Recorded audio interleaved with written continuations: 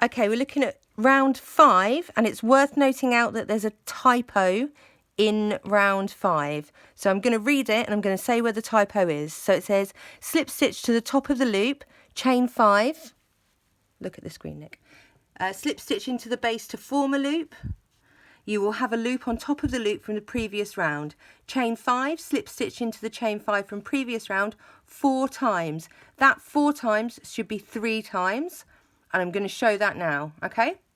Ready to go. Okay, so we've already done the first bit to close our round, which is slip stitch to the top of the loop. So now we're going to do the next step, which is chain 5, which is a simple stitch. 1, 2, 3, 4, 5. And then it says slip stitch into the base to form a loop. By the base, it means the first chain stitch. So slip into there. Slip stitch is the one where you don't yarn over. And then it says you will have a loop on top of the loop from the previous round. There we go. This is the loop. Here we are. So then it wants you to chain 5. 1, 2, 3, 4, 5.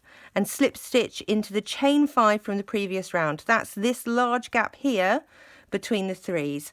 And we need to do this 3 times, not 4 times as it says in the pattern. So that's 1, 5, slip stitch into the gap, that's 2, 1, 2, 3, 4, 5, slip stitch into the gap, that's 3.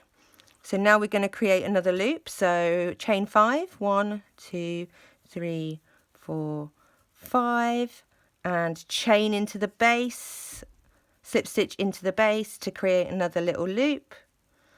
Just pull that through. There we go, and then we repeat. So 1, 2, 3, 4, 5. Now we're going to do a chain stitch. So remember, that's under, pull your loop through, and then straight back through where you were before. No yarning over. So that's 1, 2, 3, 4, 5 chain stitches, slip stitch into the gap, and one more. 1, 2, 3, 4, 5, slip stitch. Now because we've done 3, 1, 2, 3, we need to create another loop. So 1, 2, 3, 4, and 5 chain stitches, and then again a slip stitch in the base, the first chain that you did in this set. So slip stitch and then repeat.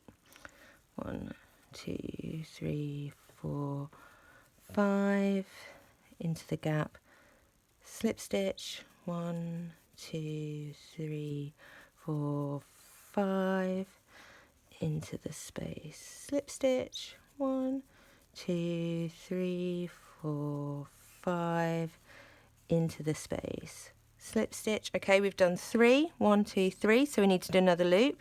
1, 2, 3, 4, 5, into the base, do a slip stitch, and then we've got one last set to do. So 1, 2, 3, 4, 5, and slip stitch into the next gap.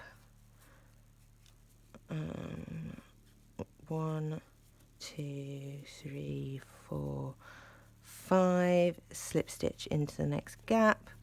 1, 2, 3, 4, 5. So this is the last one, and you want to slip stitch into the very last chain on this side so that it holds its position. So here we've got the 5 stitches from the row before into the very last one just before the first loop. Create your slip stitch here so that it holds firm. Then what you end up with is 4 loops, 1 in each corner, and 3 sets of 5 all the way around. That's it.